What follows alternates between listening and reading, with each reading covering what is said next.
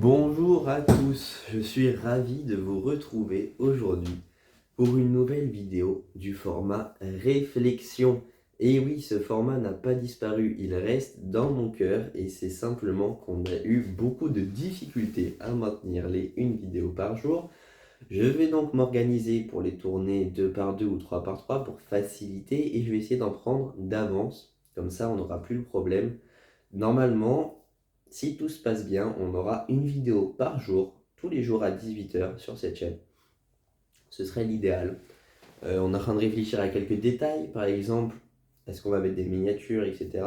sur les vidéos réflexion. Mais bon, pour rappel, on a 10 minutes pour traiter d'une question le plus qualitativement possible, sans préparation, dans le but de m'exercer à l'oral et à l'argumentation. La question du jour, c'est peut-on réellement avoir un impact? Alors, question relativement difficile, on l'a déjà plus ou moins traité à travers d'autres questions. Là, on peut partir sur des thèses existentialistes, comme quoi nous sommes déjà morts, nous n'existons pas, le temps n'existe pas, puisque nous aurons bientôt disparu. Ou on peut dire que, par exemple, via une religion, nous avons un impact non négligeable sur la vie des autres, c'est essentiel, et il faut bien se conduire dans l'attente d'une vie éternelle.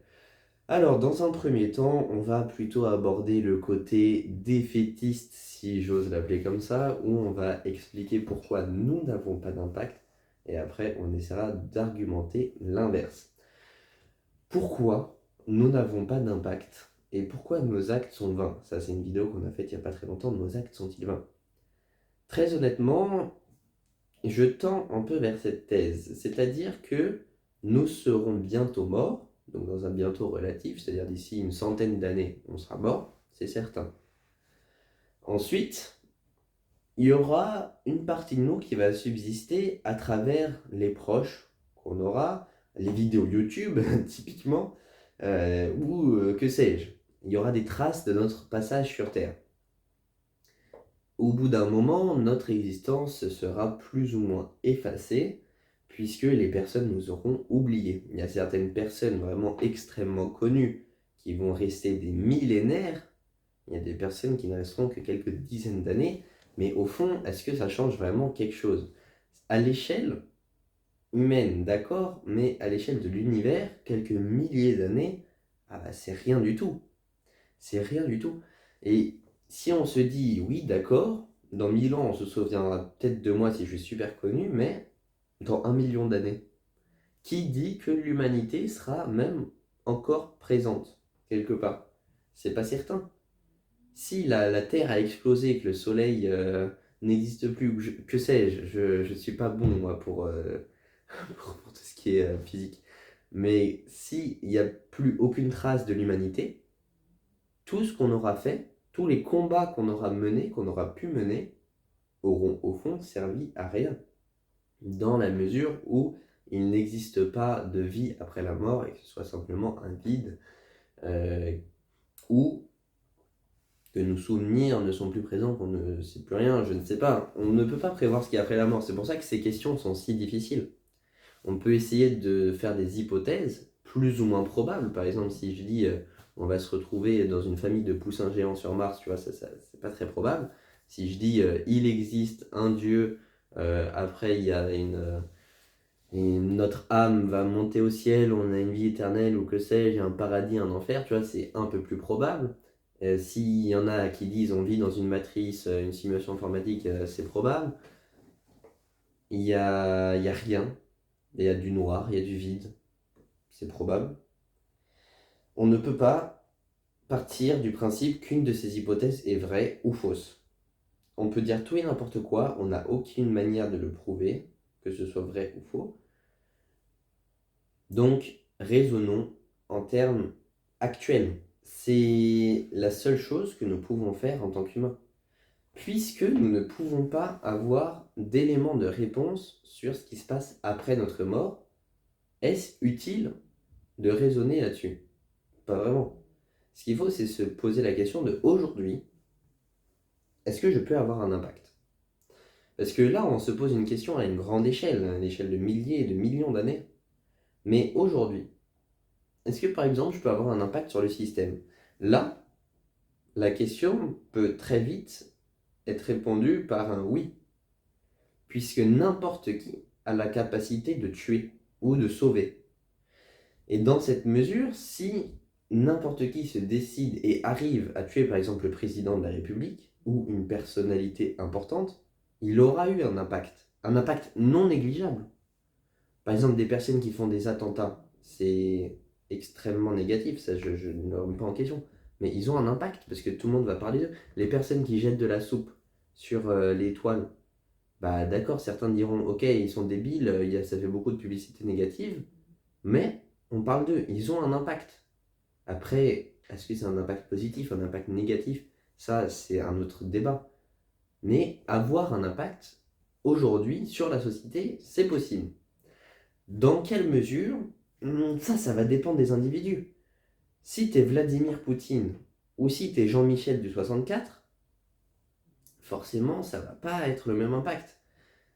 Tu peux avoir un impact sur la ferme d'à côté ou tu peux avoir un impact sur le monde. Mais est-ce que c'est vraiment si différent que ça? Ce que je veux dire, c'est que l'impact qu'on a sur la vie de nos proches, de nos amis, des personnes qui nous entourent, même des personnes qu'on n'aime pas forcément, est-ce que c'est vraiment quelque chose de négligeable? On a tous les capacités de tuer, que ce soit physiquement ou moralement, psychiquement. On a tous la capacité de sauver, de convaincre. D'autres, bon, certains plus que d'autres, c'est ce que je voulais dire, mais vous voyez ce que je veux dire. L'impact qu'on peut avoir sur la vie d'autrui est non négligeable. Je peux sauver la vie de quelqu'un en l'aimant, par exemple. Une personne qui était seule, qui n'avait pas d'amis, pas de famille, et qui tombe sur l'amour de sa vie, qui se marie avec elle, qui fonde une famille, peut être sauvée et changer complètement le cours de son histoire. Et via cette transformation de son histoire, on peut avoir une transformation de son environnement, puisque quand tu rencontres une personne, ta vie change également. Et les actes de cette personne vont impacter ta vie. Par exemple, si une personne proche met fin à ses jours, ça va avoir probablement un impact fort sur ta vie. Ou si une personne proche te trahit, a des relations avec ta partenaire, par exemple, ça va avoir un impact fort sur ta vie qui va te pousser à prendre des décisions que tu n'aurais jamais prises sans cette personne. Et tes décisions vont également avoir un impact sur d'autres personnes. Et en fait, chaque élément va avoir un impact, peut-être pas sur le monde, parce qu'il y a des communautés plus ou moins fermées. Par exemple, ce qui se passe en France va pas forcément avoir d'impact sur ce qui se passe au Pérou, ou un impact très modéré. Mais ce que je veux dire, c'est que chaque petite action a en réalité plus d'impact qu'on ne pourrait le penser, parce qu'elle prend de l'ampleur. Bien évidemment, je ne dis pas que chaque action qu'on fait, par exemple, si je jette une bouteille d'eau par la fenêtre, ça va probablement pas avoir un impact sur la vie de mes voisins qui vont recevoir une bouteille chez eux. Ils vont juste se dire, ah, bah, y a des connards qui jettent des déchets dans mon jardin. Enfin, c'est pas ça qui va changer complètement le cours des choses. Mais si on prend des actions plus grosses, on est tous capables d'avoir de grosses actions. Ne serait-ce qu'une personne malveillante qui va mettre feu au jardin de son voisin, ça va avoir un impact énorme sur sa vie. Et évidemment, il y a une nuance entre jeter un cocktail Molotov ou jeter une bouteille d'eau, mais l'idée reste la même, c'est-à-dire on a une interaction avec l'environnement qui nous entoure, et cette interaction va avoir un impact. Donc, intuitivement, je répondrais, finalement, nous avons un impact sur le monde qui nous entoure, sur le monde physique.